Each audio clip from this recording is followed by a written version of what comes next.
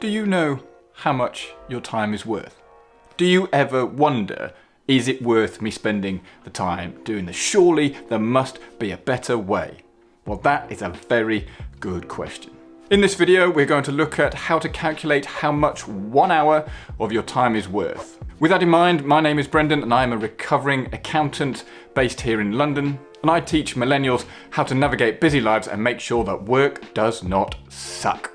We all have tasks that we don't want to do and would love somebody else to do them for us. But it isn't as far-fetched as you think. The idea of calculating what an hour costs for you means that we can begin to move some of the tasks that just take up our time and give them to somebody else. But it only makes sense to do so when you know how much an hour of your time is worth. Let's say, for example, you have the following dilemmas. Should you buy the non-stop flight and save 2 hours, or get the flight with a stopover and save £90? Who knows? Should you pay your neighbour's teenager £20 to mow your lawn? On the premise that we're allowed out, obviously. Should you spend this week working with a client who will pay you £2,000 straight away, or working on a business idea that could generate you £20,000 in the future? Again, a good question. We make choices like this every day, but most people base them on gut feelings rather than actual fact. And that is a mistake, because we never really calculate what our time is worth. So if I ask you directly now, how much is your time worth? Tell me. 5, 10, 20, 30, 40, 50, 60, 70 pounds an hour? Do you really know? Everyone has an hourly value, but very few people can actually tell you what it is. But have no fear, because today I'm going to help you answer that question so that you can always answer, yes, Brendan, yes, I know. There are a couple of ways of being able to calculate the hourly rate, but today we're going to talk around one which is the most commonly used, which is called the Realised Income Method, RIM for short. Who doesn't love an acronym? These calculations are based on income you've actually earned. So realised just means actually received in your pocket, rather than unrealised, which would be like if you bought an investment, it went up by £10, you didn't sell, so your unrealised investment would be 10. But in this case, we're talking about realised, so you would only calculate what you've actually earned and is in your pocket. These calculations will help you make better decisions about how you spend money on a day-to-day basis. To get started, there are two numbers that you need. Number one, the amount of time you spend to earn money. And number two, the amount of money you earn during that period. Why do we need these two numbers? I'm glad you asked, because once we have these two numbers, we can create a quick estimate of what your time is worth. So number one, amount of time you spend to earn money. It's not easy to come up with an estimate for your time. In fact, many struggle to do so. Most of us have a vague idea of what we spend each of the 24 hours a day working on. But if you're unsure, here is a quick calculation that you can use. Let's say, on a normal day, you spend 10 hours doing work-related stuff. Commuting, working, preparing, all tasks related to doing work. Now, if we work on the assumption that we have a 5-day working week, which would seem fair, that equates to 50 hours a week. 5 days at 10 hours. Remember, it's the amount of time that you spend doing work-related tasks, not the amount of time you spend at work. Because we all know that work carries on outside of the working day, and generally you work more than you're actually paid, which is part of the reason why we're doing this. Now let's go on the basis that you work 48 weeks in the year.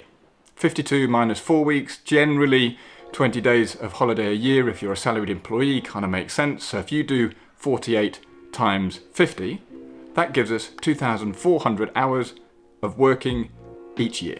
Now I know some of you may get more than 20 days, well in that case happy days, but some of you may get less, so it's up to you to tweak the numbers so that it gives you the number that is most representative for you. So if you work more than 48 weeks a year, increase it. If you work less, decrease it.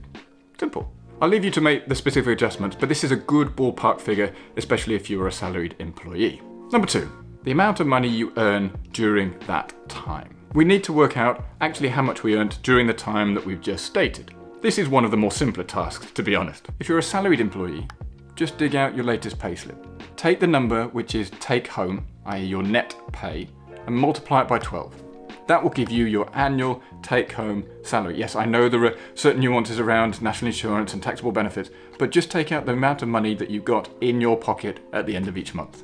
If you're unsure, you could always look at your tax return for your self-assessment if you complete one here in the UK. Otherwise, there are other documents that you could use. But basically, you want to work out the amount of money that you received each month and then multiply it out by 12 to give you your annual number. Don't forget to include any side hustles or freelancing gigs, because this is all about the amount of money you've actually earned during this period.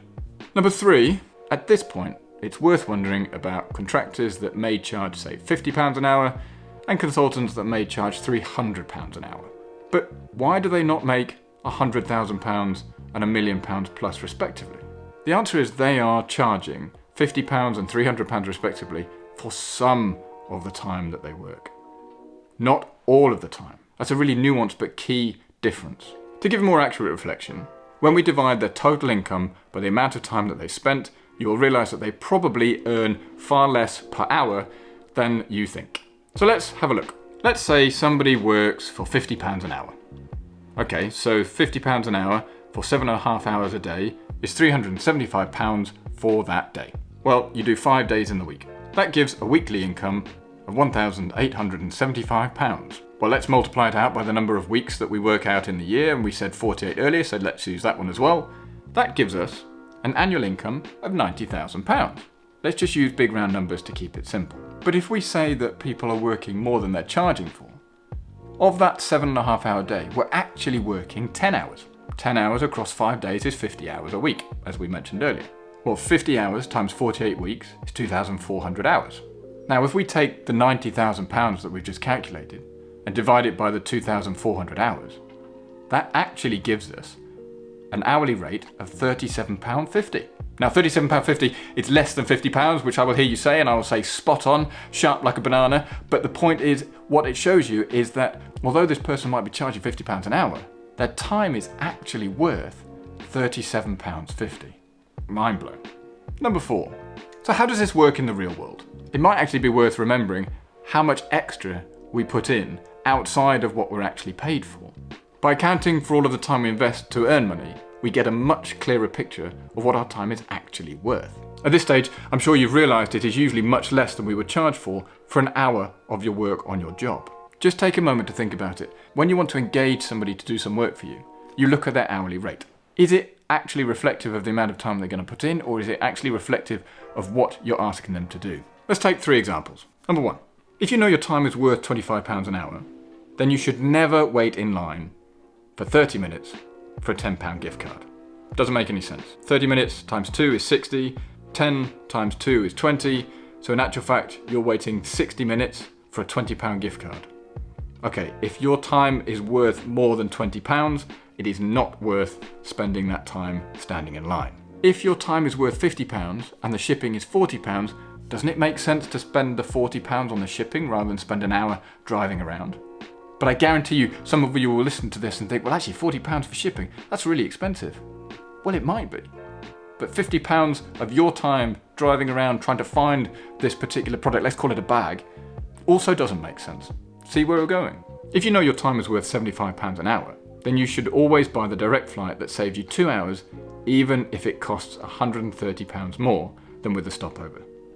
Again, think about it. 2 hours times 75 is 150, and £150 is greater than the 130, so therefore spend the money. Yes, it might feel a bit more expensive, but the point is you need to work out what your time is worth. And number 5, this is a bit of a Brucey bonus. Now, some of you may know that I've currently embarked on a bit of a YouTube journey. Well, funnily enough, this is what I'm talking to you on today. Now, what you might not know is that I've recently embarked on a really rather excellent YouTube course by Ali Abdul. Now, if you get the chance to do it and you're thinking about growing your YouTube channel seriously, then I would highly recommend it. But as part of the discussion, we started talking about the elements that either we're not very good at, we didn't like, we don't know how to do, and editing is one of those. Now, I am fully in favour of learning new things, and Final Cut Pro can be a real bugger to learn. Fortunately, Ali has created a Final Cut Pro video, which I will put a link into here. But when we're starting out on your YouTube journeys, you are very aware of the time and effort that it takes to create a video. It can be far higher than you think. How long do you think it takes to edit a video? Probably triple it, at least. You think it's going to take 2 hours? I guarantee you it's probably going to take you 6, 7, 8, 9 hours. Why? Because when you're getting used to it, it takes time. Plus, there are nuances and you'll overthink it, and some of the ways to give really high production value take time to learn. So one of the elements that we discussed in the recent conversation was how much should we pay if we wanted to use an editor? Based on the conversation that we've just had, wouldn't it make sense to work out what your freedom number is? If your freedom number works out to be £50 an hour, and you think it's going to take you 9 hours to create the video, 9 fives are 45. So if you had somebody edit your video for £450 or less, that would actually represent good value, and you could alleviate those 9 hours to spend it doing something else. If you sat down and thought £450 to edit a video, get stuffed. It does seem expensive, but what's your time worth? If your time is only worth £15 an hour, okay, so find an editor that's associated with a cost that you're comfortable with. Understanding your freedom number will help you see the world in a very different way. It'll help you prioritize. It'll help you understand those tasks which you should just pay somebody else to do or ask somebody else to do. Understanding what you're worth means that you can focus on those things that are really important to you. It does take time, and it does require a bit of a mindset shift, but it will revolutionize how you look and tackle certain things. And that's it. Thanks for watching. If you found this video useful, please do check out this video here where I teach you how to become a decision-making ninja. And with that, have a good day, and I will see you all in the next video. Cheers.